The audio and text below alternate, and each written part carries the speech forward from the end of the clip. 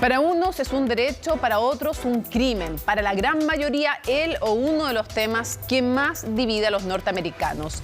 El aborto enfrenta y desata pasiones porque para todos hay una vida en juego. Para unos, la de quien está por nacer, para otros, la de la mujer. Pero más allá de las creencias, son evidentes las enormes consecuencias políticas que tiene el fallo de la Corte Suprema de Estados Unidos, que anuló una sentencia previa que garantizaba el derecho al aborto en todo el país con ciertas restricciones. Ahora la decisión dependerá de cada uno de los estados. Habrá abortos que no se producirán, mujeres que morirán en la clandestinidad. Otras serán madres a la fuerza y tras las rejas, y no pocas buscarán un estado donde siga siendo más fácil y legal acceder a la interrupción voluntaria del embarazo. Demócratas y republicanos tratan de que sea tema movilizador para las legislativas de mitad de mandato y, por tanto, tema relevante en la agenda del presidente Joe Biden. No se puede tapar el sol con un dedo. Lo ideal sería que todo embarazo fuera deseado, pero esa no es ni será la realidad siempre, porque los métodos anticonceptivos fallan y no todos tienen acceso a ellos, porque se carga en la mujer normalmente esa responsabilidad, porque la educación sexual es deficiente, porque las violaciones y el incesto existen. ¿En qué países hay menos abortos? ¿Donde esto se permite y regula o donde se hacen en la ilegalidad absoluta? ¿Es la solución de todos estos temas solo legalizar el aborto? No. ¿Es castigar a una mujer que aborta? Para mí, y me hago cargo de mi opinión, en lo absoluto, no. Lo conversamos, lo analizamos y le ponemos contexto hoy en Conexión Global Prime.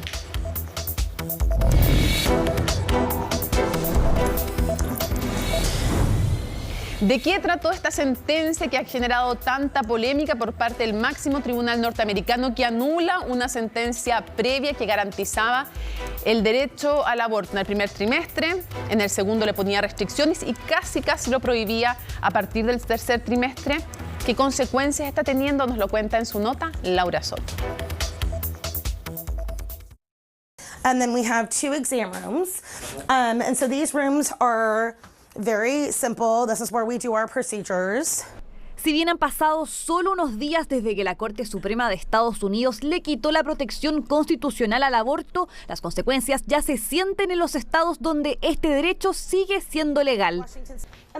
Es el caso de esta clínica en el estado de Washington, donde las llamadas desde distintos rincones del país están aumentando cada vez más tras la polémica decisión. Estamos viendo pacientes de Luisiana que están llamando desde allí junto con Idaho y Montana. Ha sido bastante. Washington es uno de los 20 estados donde el derecho al aborto mantuvo su protección. Es más, ahí las autoridades buscan expandir su acceso.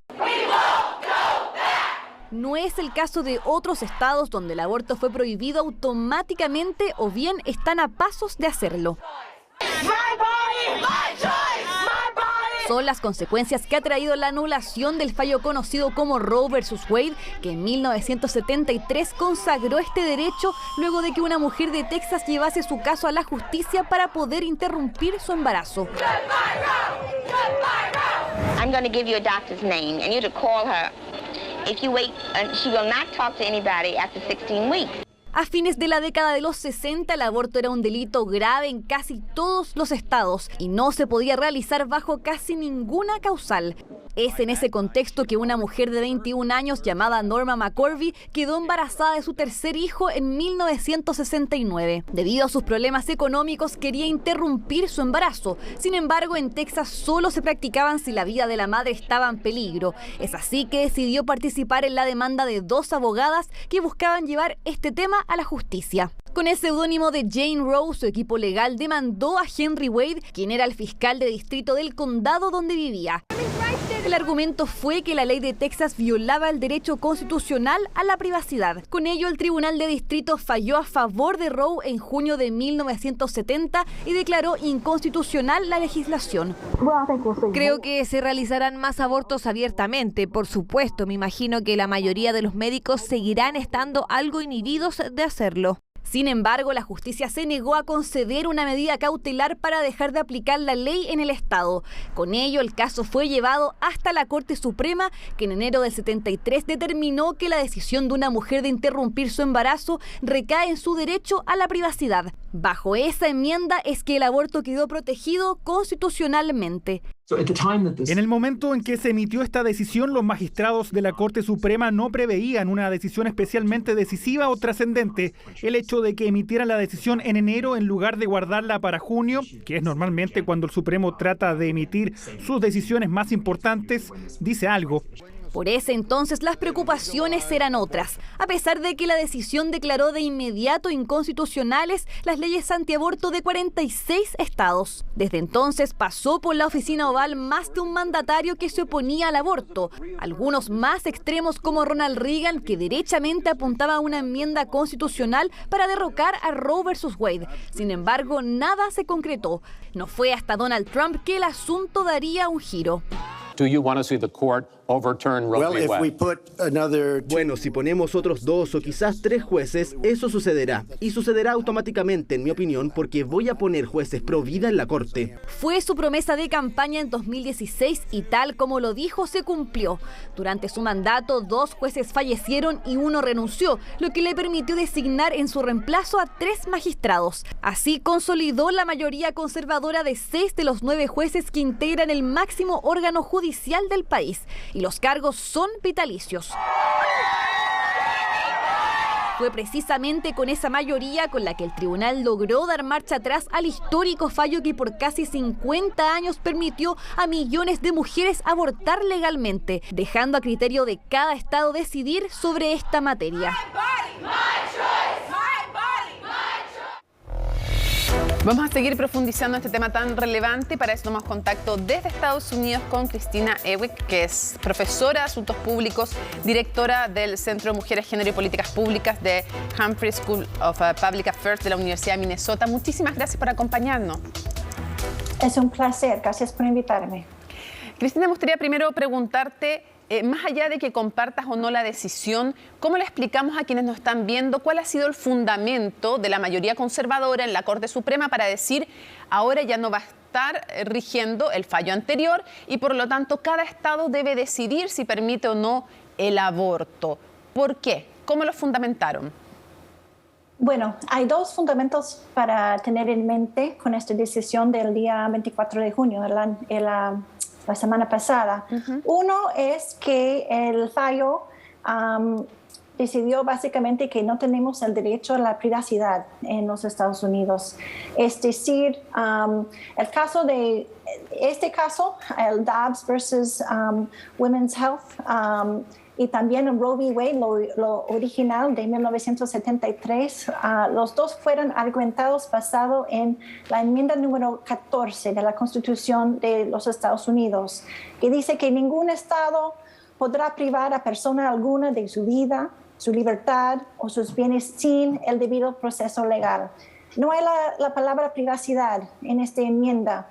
Lo que pasa es que en esta enmienda y otras en tribunales supremos anteriores han interpretado la Constitución de tener el derecho de la privacidad.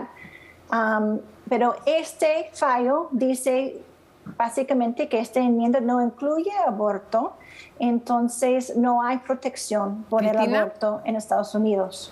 Entonces se entiende que este derecho, para traducirlo a cómo entendemos en Chile, el tema de la privacidad, más bien la intimidad. O sea, hasta ahora la Corte Suprema entendía que habían ciertas decisiones basadas en la enmienda número 14 de la Constitución norteamericana que se tomaban en la privacidad, en la intimidad de cada persona y que no podía meterse el Estado en aquellas decisiones y metía dentro de esas decisiones que tomaba soberana y privadamente cada individuo el aborto. Ahora dicen no, eso no estaba, por lo tanto queda fuera. Y quiero preguntarte cómo reacciona la opinión pública, cómo está reaccionando la opinión pública frente a esta decisión. Bueno, yo puedo decir que hemos tenido sondeos recientes del público sobre su apoyo al aborto y es el apoyo a la legalidad del aborto sigue siendo similar, que el 61% del público norteamericano o estadounidense cree que en la mayoría de los casos el aborto debe ser legal. Solo 38% piensan que no debe ser legal en la mayoría de los casos. Entonces lo que vemos aquí es un corte que ha hecho un fallo que es muy distinto a la opinión pública, que no es históricamente normal en el caso de los Estados Unidos, que normalmente el corte espera hasta que la opinión pública sea más o menos similar a las decisiones que van a hacer, como hicieron en el caso del matrimonio gay. Pero en este caso es realmente en contra de los deseos del público. Ahora, tras Roe versus Wade, en el 73 se entendía que se permitía siempre el aborto como regla general en el primer trimestre, con algunas restricciones en el segundo trimestre, y más bien no se permitía en el tercer trimestre ya del embarazo, con algunas restricciones, algunos casos dependiendo, por ejemplo, riesgo de vida de la madre es distinto, pero estoy diciendo en general. Ahora, la pregunta es, a tu juicio, ¿qué es lo que está en juego con esta decisión de la Corte Suprema? Porque me imagino que no es solo el tema del aborto, a tu juicio. Bueno, no es solo el tema de aborto, y quiero regresar un momento a un segundo fundamento de este fallo, que es que en un párrafo de la opinión de la mayoría, básicamente dicen que es racional por el estado de Mississippi, quien fue uno de los entidades en esta causa, de pensar que el feto es un ser humano vivo, ¿no? Eso es muy diferente que hemos tenido en la jurisprudencia anterior, y es diferente que Roe v. Wade, en que en Roe v. Wade estaban muy claros que había excepciones, como has dicho ahora, por la salud y vida de la madre, por anomalías del feto, en el caso de violación, ¿no? Había, y eso no está en esta opinión de la mayoría. Entonces va a ser totalmente al nivel del Estado a Estado para decidir cuáles son los bases para no tener una prohibición total, ¿no? Eso es una cosa, pero yo sé que estás también pensando en otras cosas afuera del aborto, y porque mucha de la jurisprudencia en los Estados Unidos está basada en la misma concepción de que el derecho a la privacidad es implícita en nuestra Constitución. Hay otros derechos que también están en peligro. Uno es la contracepción, primero. Segundo es sexo entre personas del mismo sexo, y también matrimonio entre personas del mismo sexo. Estas tres cosas son unas grandes que son explícitamente mencionadas por el juez Clarence Thomas en su opinión concurrente a este mismo fallo. Sí, claro, él dice cada uno de los distintos fallos, como Griswold versus Connecticut, que garantizaba el derecho a la anticoncepción, o Lawrence versus Texas, que legalizaba las relaciones sexuales consensuadas entre personas del mismo sexo, Overhill versus Hodge, el 2015, que reconocía el derecho constitucional al matrimonio igualitario. Él dice, todas estas deberían revisarse, aunque por otro lado los jueces en su voto de mayoría dicen no se está cuestionando nada más que el aborto, y otros dicen, los tres liberales dicen sí se está poniendo en riesgo otros derechos, así que vamos a ver qué pasa finalmente. La pregunta es, ¿esto va a tener una consecuencia, crees tú, en que se llegue a legislar? Porque también es un poco cómodo para los legisladores haberle dejado a los tribunales finalmente, y esto pasa en muchas partes del mundo, se polarizan los temas, los parlamentarios no resuelven y se lo dejan a los tribunales, sean a los de distinta instancia. ¿Llevará a legislar este tema? ¿Es posible legislar sobre el aborto en Estados Unidos? Lo dudo. Lo dudo por varias razones. Intentaron en mayo, hace un mes, de legislar sobre aborto para hacerlo legal.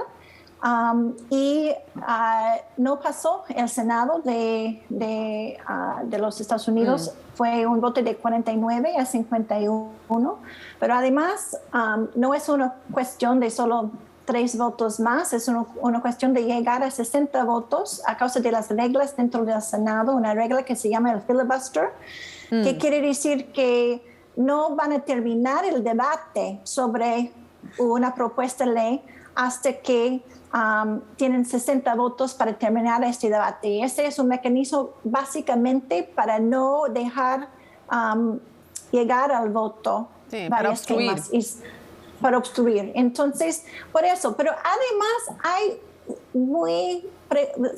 preguntas muy serias sobre qué son las consecuencias de este fallo por la legislación. Es decir, en los Estados Unidos somos un sistema federal. Entonces, a nivel federal hay ciertas cosas que el Congreso puede hacer y hay otras cosas que son por los estados.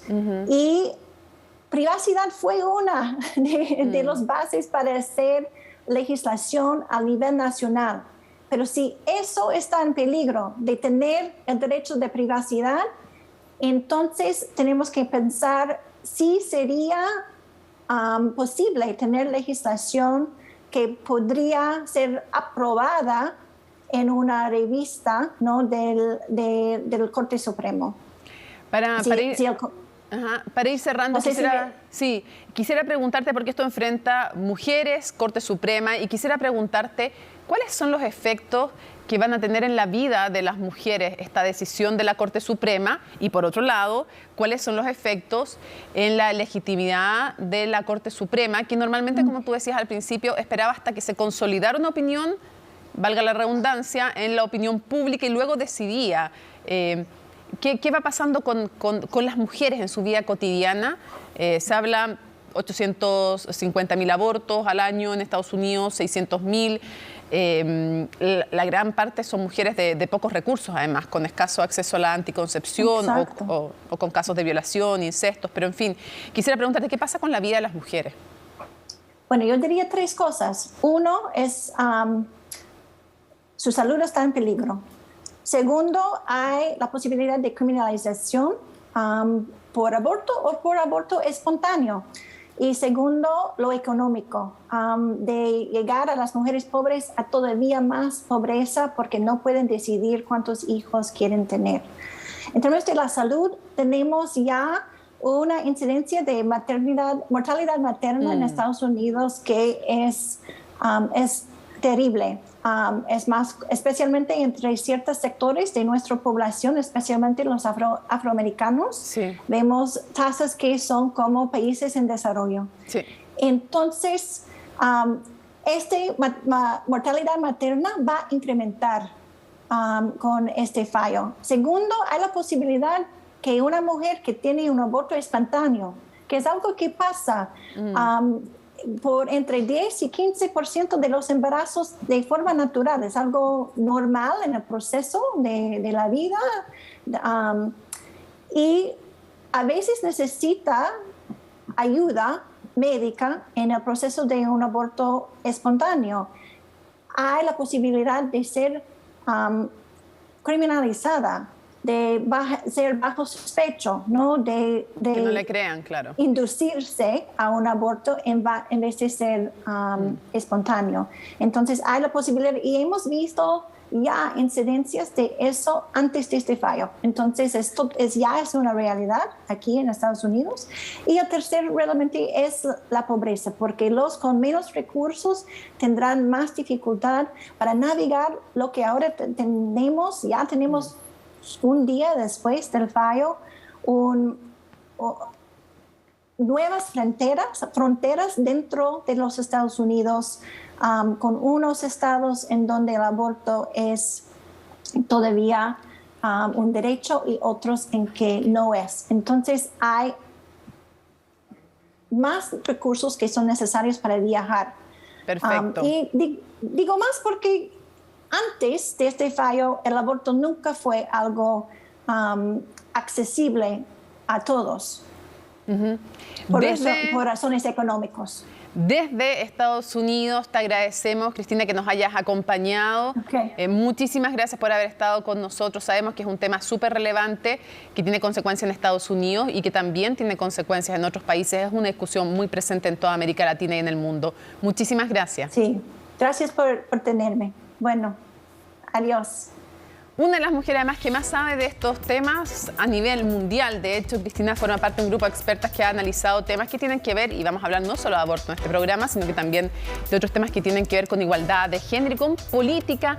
¿Cómo se da este fallo? Bueno, este fallo y este cambio entonces desde la famosa sentencia Roe versus Wade, cuando una mujer apela a la enmienda número 14 de Estados Unidos para decir: yo tengo el derecho a la privacidad, esas decisiones que tomo en la intimidad mía y no se puede meter nadie en aquello. Bueno, desde como estaba compuesta esa Corte Suprema, porque ustedes saben que van cambiando los nombramientos, quedó compuesta ahora por una minoría de 3 jueces liberales. Breyer, ahí lo vemos, nombrado por Bill Clinton; Sotomayor, nombrada por Barack Obama; y Kagan, nombrada por Barack Obama. Sin embargo, ustedes pueden ver que hay, de hecho, 3 jueces nombrados por Donald Trump. La última es súper icónica porque reemplazó a una jueza afroamericana muy, muy liberal. Bueno, y en su reemplazo entra Amy Coney Barrett, que fue todo un tema porque estaba hacia el final del gobierno de Donald Trump haciendo este nombramiento, cuando los mismos republicanos le habían impedido a Barack Obama hacer un nombramiento en su momento. Y bueno, aquí tenemos entonces a Donald Trump también nombrando a Kavanaugh, que es un juez muy, muy conservador también.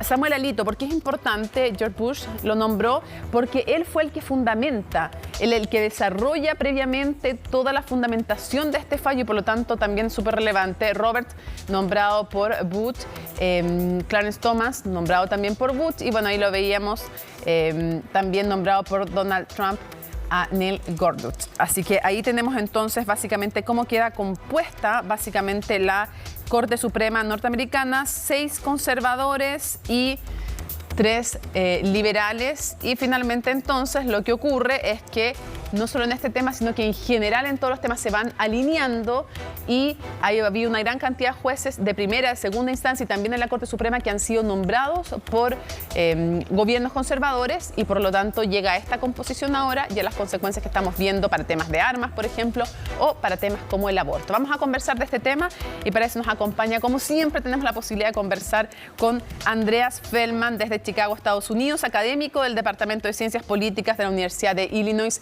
Muchísimas gracias, Andreas, por estar con nosotros. Hola, buenas tardes.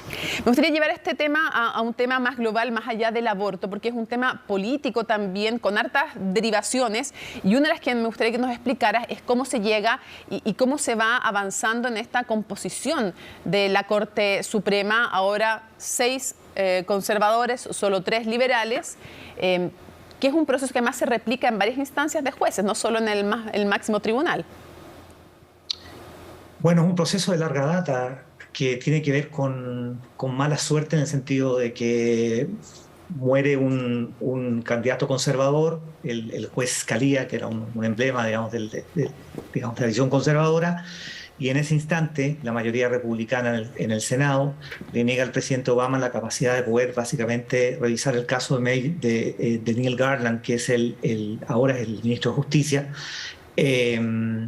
Y por lo tanto se pospone, digamos, la nominación hasta que hay elecciones, y cuando gana el presidente Trump, los republicanos también ganan mayoría en la Cámara, en las 2 cámaras, y por lo tanto seleccionan un juez conservador y eso básicamente reemplaza a ese juez liberal.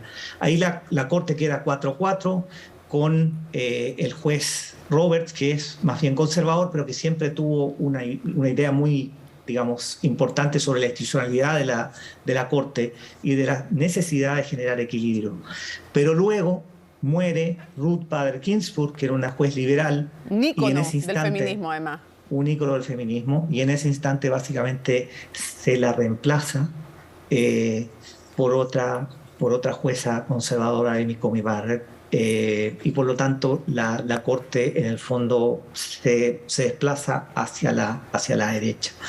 De modo que, bueno, es un poco un tema de timing, muy astuto por parte del líder de la bancada republicana, el senador McConnell, que básicamente con mucha astucia utilizó básicamente la mayoría que tenía para negarle a los demócratas, digamos, el derecho de poder reemplazar, digamos, al juez Scalia, y que luego, utilizando el argumento reverso, básicamente utilizan, digamos, las prerrogativas que tenían para nombrar claro.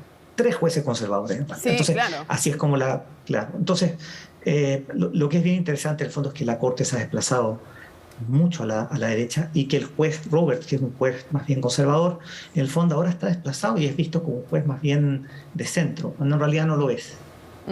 Claro, lo que pasa es que en el caso que vemos recientemente respecto de Mississippi, de esta clínica que quería poder más allá de 15 semanas practicar abortos porque entraba en colisión con la legislación estatal, en esa el alineamiento es perfecto en el sentido de que 6 conservadoras versus 3 liberales para negarle este derecho a esa clínica, pero en el tema de derogar en el fondo el fallo de Roe versus Wade, ahí sí se pone más al centro y es 5-4. Igual se deroga, pero 5-4, sí. Y en ese sentido, por esos detalles, se piensa que Roberts, que es normalmente de derecha, está un poco más corrido al centro. Dentro de igual nomás, incluso si él se mueve al centro, quedan 5-4 igual a favor de los conservadores. Dicho esto, Andreas, ¿refleja una polarización existente en ámbitos que van mucho más allá del aborto, esta decisión de la Corte Suprema y el debate que se está generando en Estados Unidos? Totalmente. Mira, el problema es que lo que ha sucedido en Estados Unidos hace muchos años es que en el fondo, dada la polarización política que existe en la Cámara de Representantes y en el Senado, muchos de los problemas se han judicializado y se los endilgan básicamente a la Corte Suprema. Entonces, la Corte Suprema, que históricamente fue un ente, digamos, muy imparcial, que daba, digamos, garantías y que en el fondo tenía una visión muy institucionalista de la separación de poderes, y ejercía un rol muy importante, digamos, en el control democrático, ha sido envuelta en este proceso de polarización a través de las nominaciones de la Cámara de Representantes y del Senado, ¿no?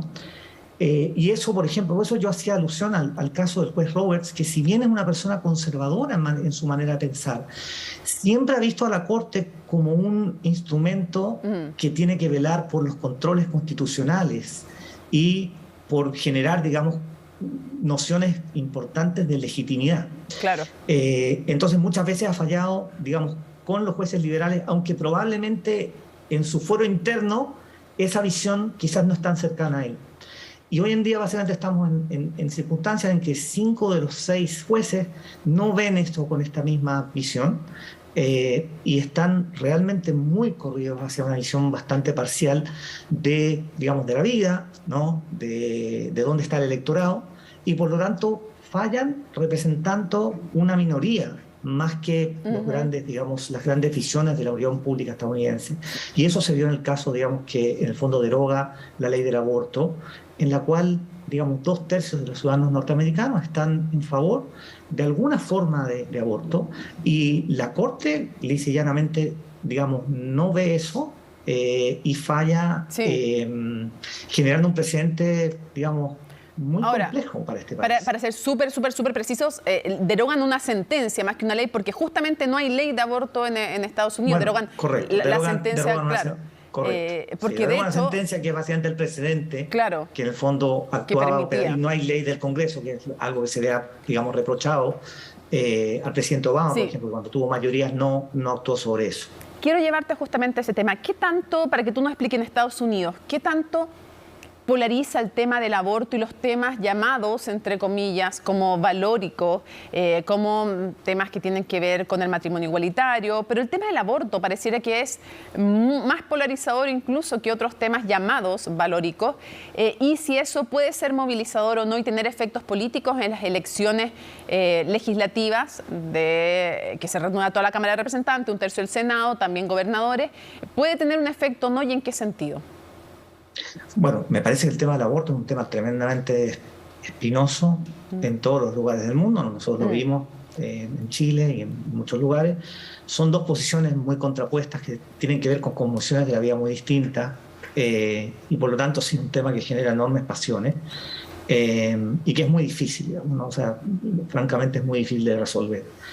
Genera evidentemente pasiones en este país, y en el fondo sí se ha utilizado muchas veces como instrumento como para movilizar la base de los partidos en función de visiones de carácter electoral, por un partido y por otro.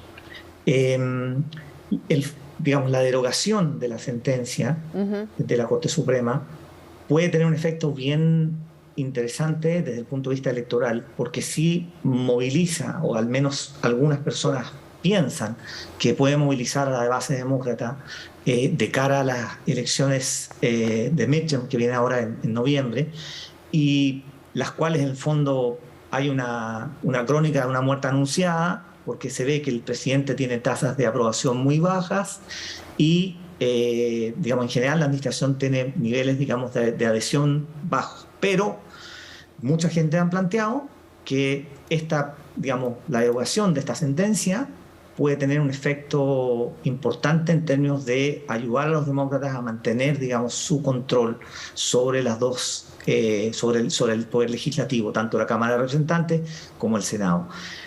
Si eso es así, puede ser. El punto es que la opinión pública en general apoya, digamos, el aborto, y en ese sentido el fallo es contrario a lo que la mayoría de la gente quiere y busca y siente.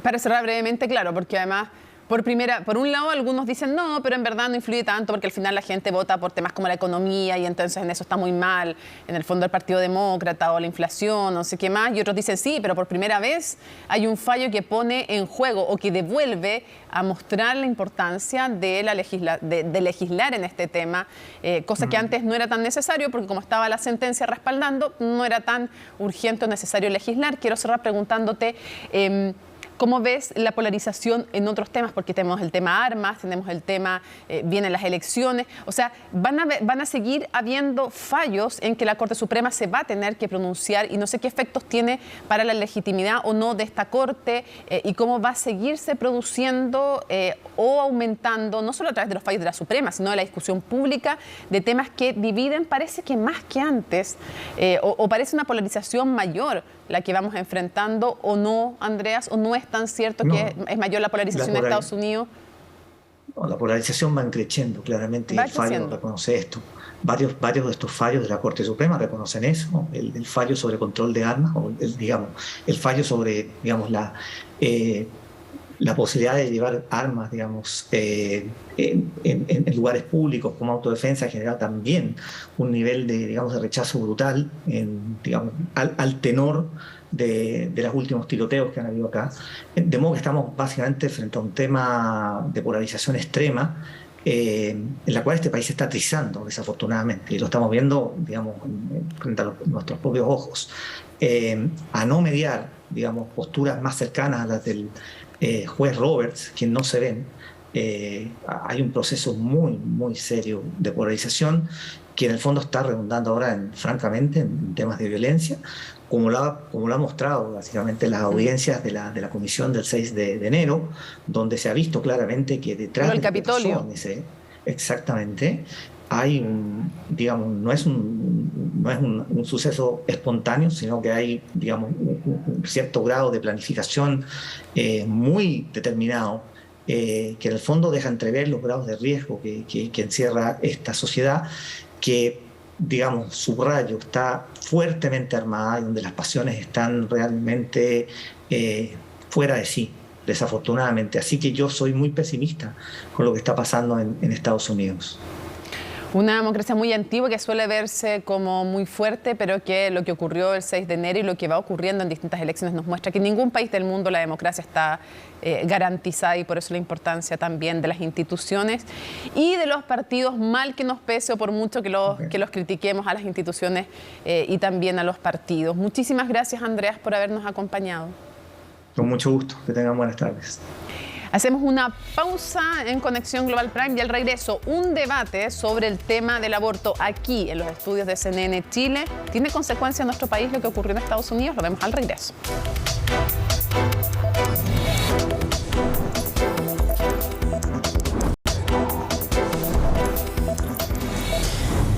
Bueno, evidentemente siempre tratamos de darle una bajada también a nuestro país de los temas internacionales y cómo no lo va a tener el tema del aborto y los derechos en general reproductivos, pero también temas de género, temas para conversar, y para eso nos acompaña Lidia Casas, directora del Centro de Derechos Humanos de la Facultad de Derecho de la Universidad Diego Portales. Muchas gracias por estar con nosotros. Hola, ¿qué tal? Daniela Carrasco también nos acompaña, politóloga e investigadora de la Fundación Jaime Guzmán. Gracias por acompañarnos. Gracias por la invitación. Hagamos primero una bajada general. ¿Es una buena o una mala noticia lo que ocurrió desde la perspectiva, evidentemente, de cada uno de ustedes, con este fallo de la Corte Suprema que ya hemos explicado en la primera parte del programa? ¿Quién parte? Bueno, yo creo que la decisión de la Corte Suprema, ¿cierto?, de derogar el fallo de Roe versus Wade, a mi juicio, nos permite dos grandes reflexiones. Porque por un lado nosotros vemos que desde los movimientos pro vida en Estados Unidos trataron de poner dentro de la discusión el derecho a la vida.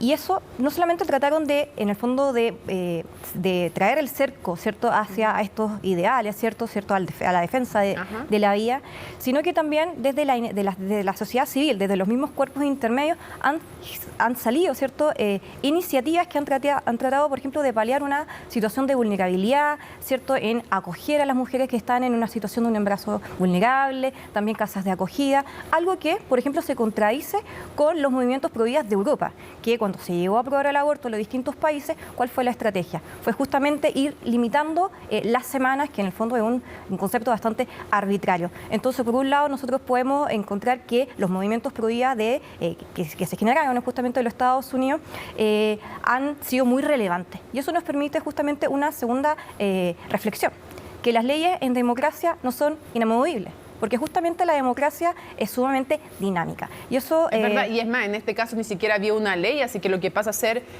movido es la sentencia previa que en Estados Unidos va constituyendo jurisprudencia no solo para un caso en particular, como es acá en Chile, sino que, para explicarle a la gente en sus casas, cuando falla la Corte Suprema tiene efecto en general, no solo para ese caso específico. Sí, efectivamente. Entonces eso nos demuestra y nos enseña tanto a los movimientos pro vida como también a los actores políticos que si hay una real voluntad de cambio, sí se puede lograr. Entiendo.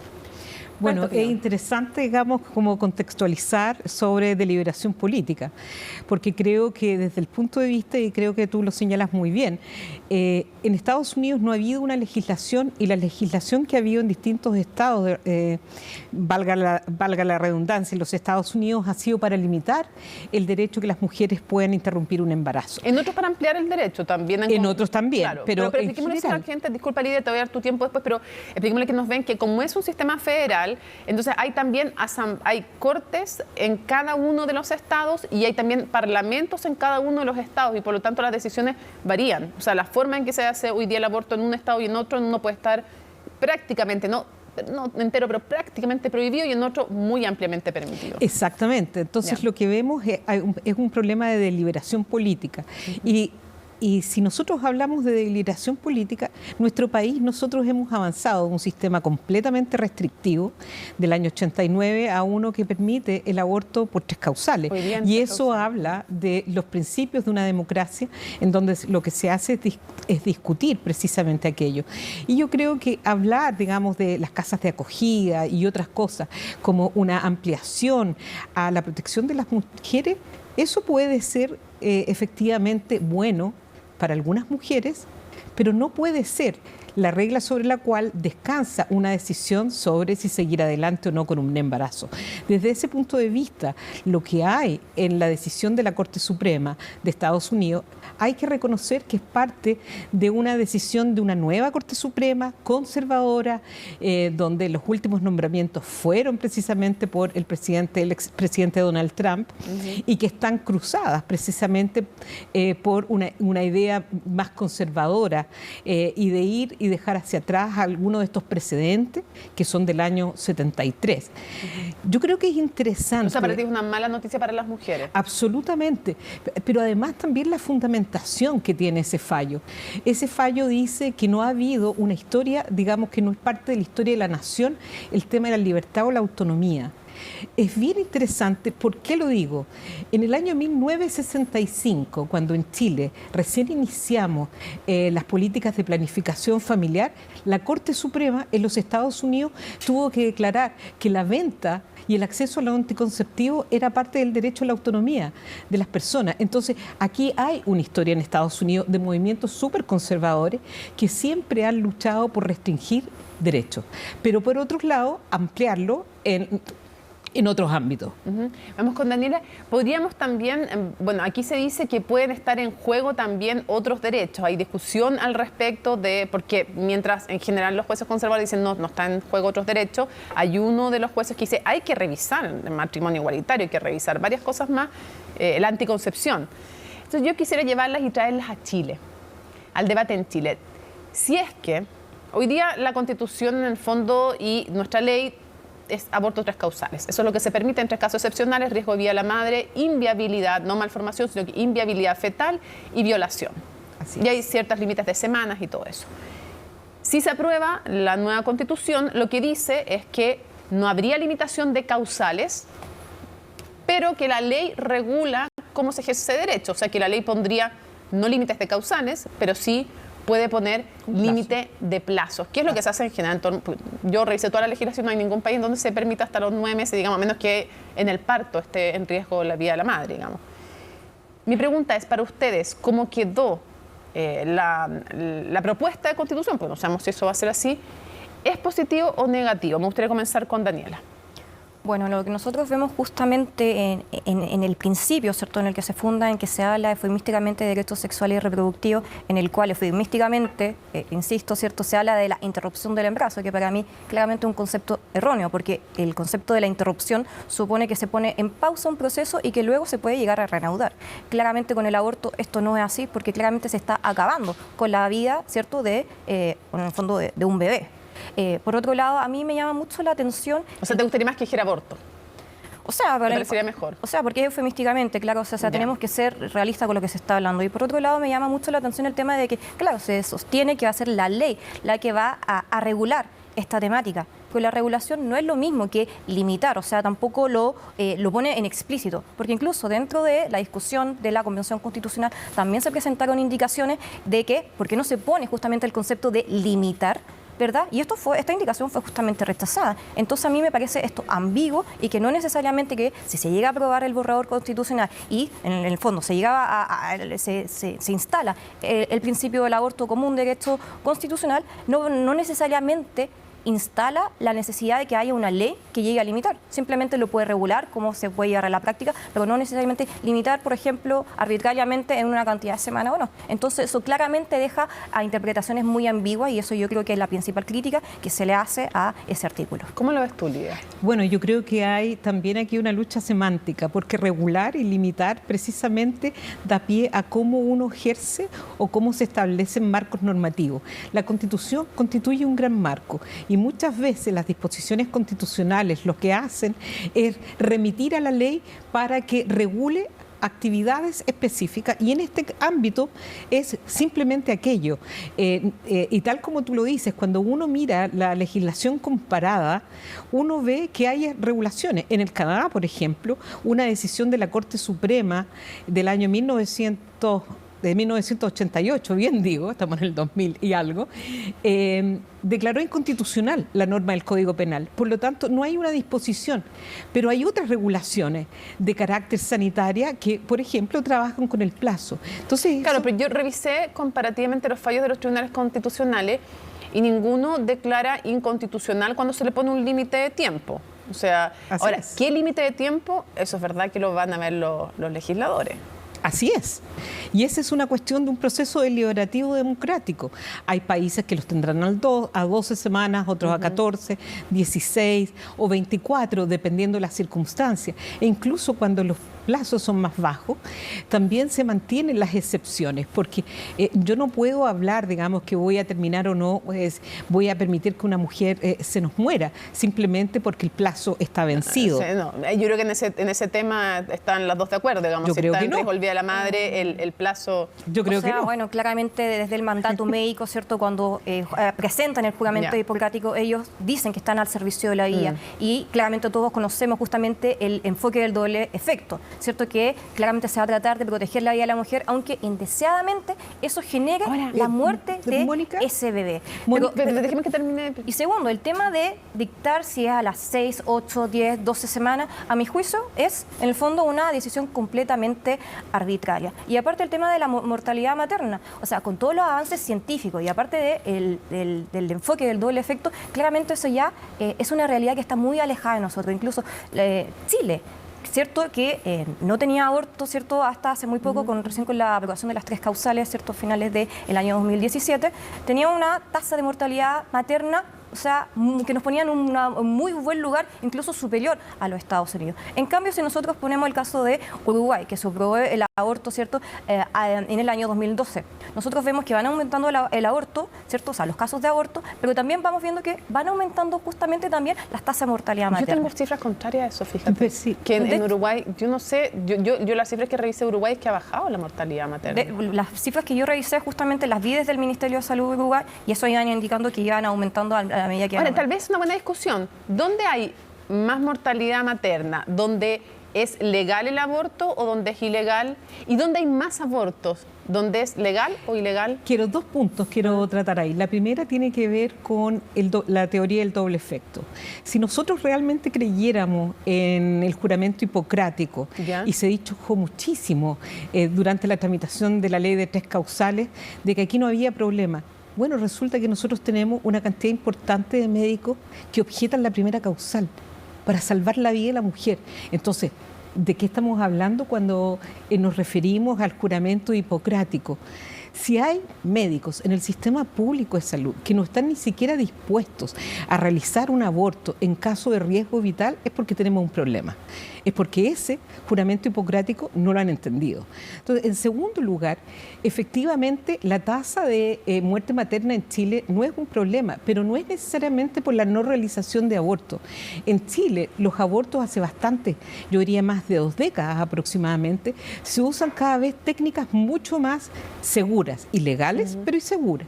Pero seguras. Por ejemplo, el uso de medicamentos, el misoprostol, la mifeprestona, que ha reducido francamente los abortos más complejos, los abortos clandestinos más complejos, pero también incluso las viejas parteras utilizaban sonda y en forma concomitante utilizaban antibióticos. Entonces, hablar de Chile tiene una buena tasa, tiene buenos indicadores. Ya, pero si nos vamos al mundo en general, ¿dónde hay más o menos aborto y dónde hay más o menos muerte de mujeres?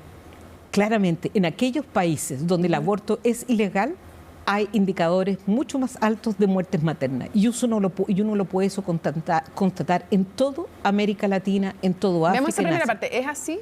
O sea, bueno, nosotros nos tenemos que ir al mundo para tratar de constatar eso. O sea, en el caso de Chile, que recién en el mundo en general. Pero recién, o sea, en el caso de Chile, el aborto en 3 causales se aprobó a ciertos finales del año 2017 y teníamos justamente un muy buen sistema de salud, que eso también explica, cierto, que en el sentido de que Chile ha transitado al progreso, al desarrollo que claramente se ha puesto en pausa desde la insurrección del 18 de octubre, ¿cierto? Pero eso justamente explica que tengamos un buen sistema de salud porque hemos logrado estándares a nivel mundial. Ya, pero ¿dónde hay más abortos? ¿Cuándo es legal o cuándo es ilegal en los países?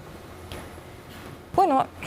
Porque al final yo creo que lo que todos queremos es que haya menos abortos. Me imagino que no estamos de acuerdo, o sea, ojalá haya menos abortos. ¿Dónde se producen menos abortos? ¿Cuándo es legal o cuándo es ilegal? ¿Qué es lo que tú sostienes, Daniela? O sea, bueno, cuando el aborto no está legalizado no tenemos cifras oficiales, ¿cierto? De efectivamente... Pero hay cifras... Sí, pero son estimaciones, pero no, en el fondo no sabemos si efectivamente son reales, ¿cierto? Se pueden inflar, se pueden reducir. No tenemos una certeza efectivamente de cuántos abortos se realizarían de manera clandestina. Pero claramente, por ejemplo, desde la aprobación del aborto en un sentido federal, ¿cierto?, de los Estados Unidos, estuve revisando una cifra que desde esa fecha, desde el año 1973 hasta el día de hoy, se han generado más de 60 millones de abortos. O sea, estamos hablando claramente de una cantidad que uno no puede sobredimensionar. Claro, pero tú dices que no se puede comparar porque no tenemos las cifras de cuando es ilegal. O sea, no sabríamos cómo con qué compararlo. Es una discusión que en el fondo entrampada, ¿no? Les quiero llevar un paso, sí. Sí, estaba señalando de que aquí estamos centrándonos como si solamente las 3 causales se redujeran únicamente a esta idea de el avance de la medicina. Las 3 causales descansan sobre un principio absolutamente fundamental. Uno de ellos es que la mujer, incluso estando bajo riesgo vital, ella puede decidir continuar o no con ese embarazo. Bueno, si quisiera continuar, claro. Exactamente, porque es a partir de la autonomía. Lo mismo con la malformación congénita grave de carácter letal. Y lo que nunca vamos a poder estar de acuerdo las dos con aquí, Daniela, es claramente con el aborto en caso de violación. Ahí hay es la imposición de una carga que a ningún otro ser humano que vive, que tiene una existencia, que tiene una historia aquí y ahora, se le impone. Y solamente se le impone a las mujeres. Y lo que uno ve en otros países, y en Estados Unidos en particular, que todas aquellas restricciones que ha habido sobre el aborto en los Estados Unidos ha afectado siempre y va a afectar a las mujeres más pobres de ese país. Bueno, yo creo que en eso obvio que no hay discusión. En general, latina, afroamericana, pero en general en todos los sectores migrantes irregulares. Quienes menos tienen recursos obviamente van a lugares más precarios que quienes tienen recursos, digamos. O sea, cuando alguien opta por hacerse un aborto en un país donde no es legal, eso me parece como obvio. Me gustaría, porque nos va acabando el tiempo, preguntar ¿cuál es la fundamentación más importante sobre por qué no el aborto en caso de violación, en tu caso, Daniela, y por qué no el aborto en general? Bueno. O por qué penalizar el aborto.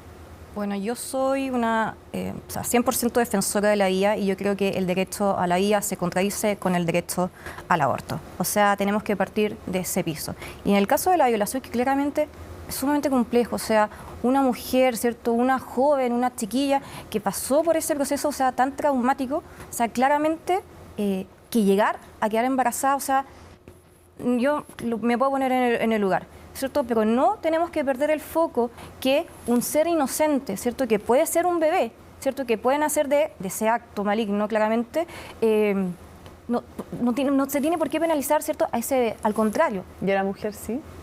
A la mujer no. ¿A quién se tiene que perseguir? Al violador. Se tienen que imponer castigos más altos, se tiene que establecer justamente un sistema de que se pueda justamente poner, por ejemplo, penas más altas a violadores, que desincentiven justamente ¿Estarías de acuerdo esta entonces con despenalizar a la mujer violada? ¿Cómo? En general en el mundo, porque en Chile ya no está penalizado, pero en general ¿estarías de acuerdo entonces con despenalizar el aborto para la mujer violada? Es que lo que pasa, ese bebé, ¿cierto?, que puede surgir de ese acto, no tiene la culpa de cuál es su origen, ¿cierto? No sé si se entiende. Sí, sí. De hecho, estuve revisando justamente para el debate que se dio constitucionalmente cuando se estaba discutiendo el tema de las 3 causales, que incluso había testimonio de una chiquilla, el nombre no lo recuerdo, porque decía, bueno, yo nací de producto de un aborto de mi madre y agradezco mucho que mi madre no me haya abortado, ¿cierto? A pesar de todo lo traumático que eso fue, y aún así agradecía a estar viva y es una defensora pro vida, ¿cierto? Entonces yo creo que claramente es una situación muy dolorosa, muy extrema, pero por ejemplo deberíamos incentivar a que las mujeres que pasan por ese caso tan traumático se les incentiva a denunciar, porque se denuncian rápidamente, claramente las acoge el servicio médico legal y les pueden, por ejemplo, pasar la pastilla el día después. Entonces así se evita. Pero cuando hay incesto no te sirve nada la píldora el día después. No, claro, pero por eso tenemos y eso es violación también. Pero bueno, ahí tenemos 2 puntos, porque tenemos que incentivar justamente la denuncia, pero si hay casos de incesto, por ejemplo, y un aborto, puede justamente taparse en el fondo encubrir, ¿cierto?, al violador. Entonces claramente es una situación sumamente extrema. O hacer las 2 cosas, abortar y denunciar, pero es un tema. Quiero cerrar con una reflexión de ambas. Hay que penalizar o no, más allá del aborto, más allá de la violación, perdón, hay o no que penalizar a la mujer que aborta. En general, saquemos incluso el caso de violación. Primero, la penalización de las mujeres sigue en pie cuando la mujer se realiza un aborto fuera del plazo. En el caso de la violación es el único momento que la ley o la regulación actual, digamos, mantiene un plazo que ya sea de 12 o 14 semanas. Dos, quiero decir acá también... En general, más allá de Chile, incluso en el mundo, aquí, a nivel de principio. Mi pregunta es... Aquí nosotros no deberíamos, no tendríamos por qué, porque le estamos imponiendo una carga que a ningún otro ser humano le estamos imponiendo. Dos, me parece un poquito maniqueo hoy día colocar la discusión sobre la píldora del día después, cuando la Fundación Jaime Guzmán, todo el sector de la UDI, todo el sector Renovación Nacional se opuso tenazmente a que la anticoncepción de emergencia fuera parte de la política pública. Esto lo llevaron al Tribunal Constitucional. Yo creo que no hay que olvidar aquello. Entonces, luego utilizar esto como si además, y ellos saben muy bien, digamos, de que la píldora anticonceptiva, digamos, de emergencia funciona bajo determinados presupuestos y en otros no va a prevenir un embarazo. Y dos, uno tiene que dar la opción. Todas aquellas personas que estamos por el derecho a decidir somos igualmente pro vida. Y creo que esto es muy maniqueo en seguir insistiendo que hay unos que son a favor de la vida y otros no lo son. Yo estoy a favor de la vida de las mujeres y por la no penalización. Y muy por el contrario, por una idea de una maternidad profundamente deseada.